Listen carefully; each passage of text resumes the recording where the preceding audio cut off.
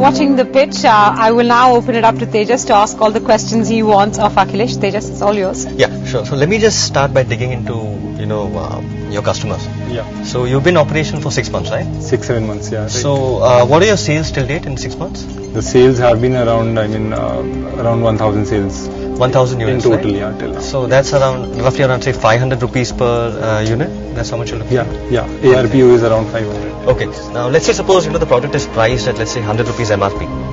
Right. Now how much at what discount do you buy it from your supplier? It depends which supplier we are talking about. Just give me a range. The range is from 70 rupees to 90 rupees. So basically you're talking about a 10 to 30% discount, right? Exactly. Okay. And is there basically do you have to pay the supplier anything to supply to you, or it's just you just take the delivery? We just take the delivery and we work on credit with them for about 1 month. Okay. On most of them, yeah. Okay. And what is the proportion of your sales? And plus this 10 to 30% we also mark it up. An MRP of 100 rupees will be available for 120 rupees on MithaiMate. So we get a 50% window, 30% discount and 20% markup. So we get a 50% window in which we can play our logistics and we can play our profits. You're charging more than the store, is it? But the thing is that we are saying that we are giving free shipping to the consumer, and we are giving a consolidated cost to the consumer. And so it's cheaper if I go to the store? It is, yeah. Okay, it is currently, yes, it is. Okay, but we are trying to tweak that model right now because okay, so let's just move from that. I'm just thinking about what proportions of your sales are basically gifts. Gifts versus let's say actually 80% are gift, 20% are self-consumption. 80% are gifts. Okay. Yes. Now, so you're set up in how many cities so far? We are set up in Jammu, Delhi, Bombay, Bangalore, and now we are in talks with. In principle, we have got an order from people in Kolkata and people in Jalandhar. You mean suppliers? Suppliers, yeah. Right. So basically you do around 500 units a month, right? And basically in terms of costs, right? Just give me a breakdown of of the costs, which you guys are at, your fixed costs and your variable costs. The fixed costs are very, very minimal because right now we don't have any, apart from the website hosting and everything, we don't really have too much of staff, no salaries, nothing to pay. So whenever we get paid from the customer, we just pay it down to the supplier and we pay it down to the logistic guy and we keep our share from it. So this fixed cost is really not much. Okay.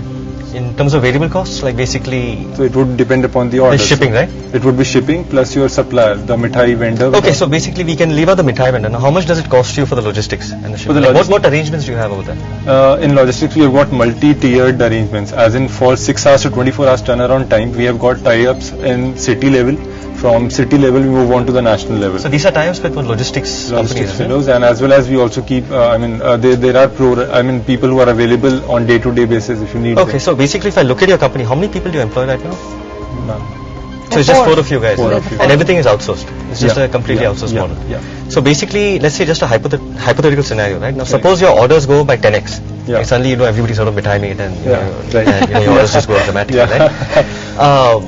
Is there at any point that your current structure breaks down? Is there a scalability issue which is inbuilt? Scalability issue would come in shortly because when we kind of move up on the number of sales that we are getting in, because right now what we are working on. But where would it break down? Just give me the exact point. Would it break down with the supplier? Would it break down with the supply chain? With the supply chain. The supplier, obviously, they all are big stores. Okay. So supply chain, how would it break down? Basically, will the guy tell you that, okay, boss, I can't deliver so many units? Or, no. Yeah, your logistics guy should be able to do it. He would be able to deliver. The thing is that if he'll charge you more, is it? He'll rather charge me less. Yeah. But the fact is that right now everything is not very automated. Everything is very, very manual. So once I get an order, I kind of mail. So it breaks down basically in your company. Basically, the 4 of you guys will boss, we've suddenly got all these orders and we don't know what to do. Now we know what to do, but it's just going to take a lot of time. You just run out of man hours to be able to do it. Man hours and tracking issues will come in and something of that sort. But you can hire someone at a clerical level to be able to take care of that, right? Then we have to staff people at those levels. Yes. I happen to go to your website and I see that you guys have got some good amount of press, right? I think you're covered in a bunch of newspapers. Right. So why? It's a unique concept. Yeah. So basically, how much of a jump up in sales did you see from the press? There's a spike every time we get. Okay, but how much? How much was it? It varies around 20 to 25%. Okay, basically, do those customers come back? I'll be honest, because initially when we launched, we could not make much sales, but once we started being featured in the press, people started getting to know about us. Do they come back? Yeah, we have got a healthy number of repeat customers. Okay, and these are customers from India or from overseas? Both. Okay, what's the mix? The mix is 50-60, 60-40. 60 would be your NRIs and 40 would be Indians. Okay. So, but the repeat customers I think is 50-50 in both. Sure. Why mithais?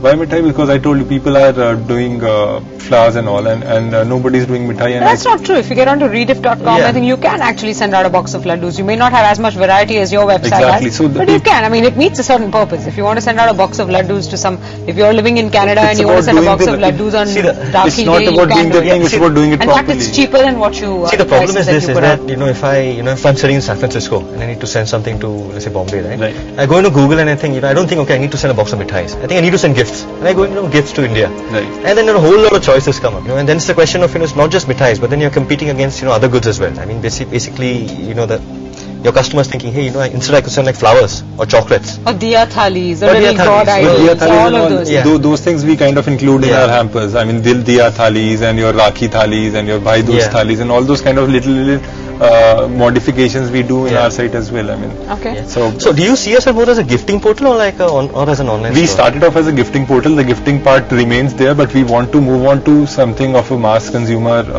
website, and for that we are trying to change the pricing structure, kind of get it down. Mass consumer, sir, are you talking about everybody in India who wants to have mithai? I mean, on an average, I've noticed that in my family and other families, I've noticed 5 to 6 times in a year people. But is there any particular logic for choosing mithais other than the fact that, okay, I like mithais?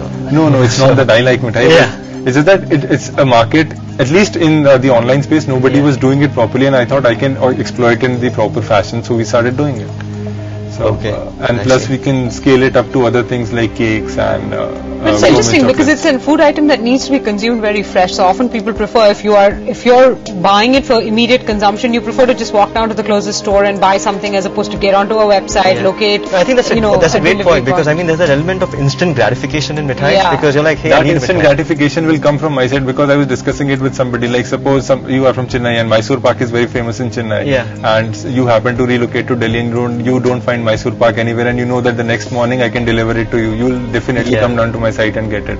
Same goes for somebody who wants a Mathura ka peda or who wants a Thaggu ke laddu from Kanpur and stuff like that. So those kind of stuff would be available on my site. But those guys are not yet available or linked to your website. You haven't yet Mysore Pak, it's available. Mysore Pak, yes, but you haven't worked out all the. You have only what 7 or 8 suppliers as yet as you've counted out for us. And Mathura ka peda, it's available. It is because Brijwasi, as I told you, he's with us. Okay. So how much does your shipping cost you? Like the shipping depends. If it's a same day, same city shipping, it's slightly on the higher side. But on the if it's a national shipping, then we have got preferential rates from these logistic companies like Blue Dart and TNTs and everybody. Okay. Now suppose you buy the product for, let's say, 100 from from your supplier, right?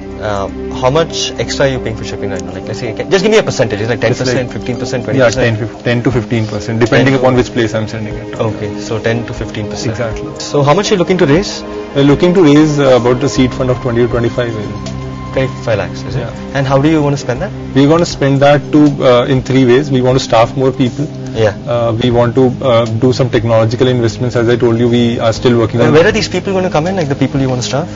The thing is that we have understood that the online space requires people who have had some amount of experience. I mean, people who can do the SEO properly. Oh, so you need SEO people? SEO people, people who can do Google AdWords better than us. So I would not. Search engine optimization. Okay, thanks, fine. Nice. So basically, those ads which come. I got it. Because we have burnt some amount of money ourselves on AdWords, so we would not really want to keep on experimenting. Rather, and reinvent the wheel. So we would rather want people who. But you can outsource that, right? You can outsource that as well, but then it's always good to have your own people, because they're available at the beck and call and they can always work. Wow. Okay, that was rapid fire. We need to take a quick break. We're going to come back and ask Tejas for his verdict on Akhilesh's business plan. Well, I think there are 2 core challenges which come out of the pitch.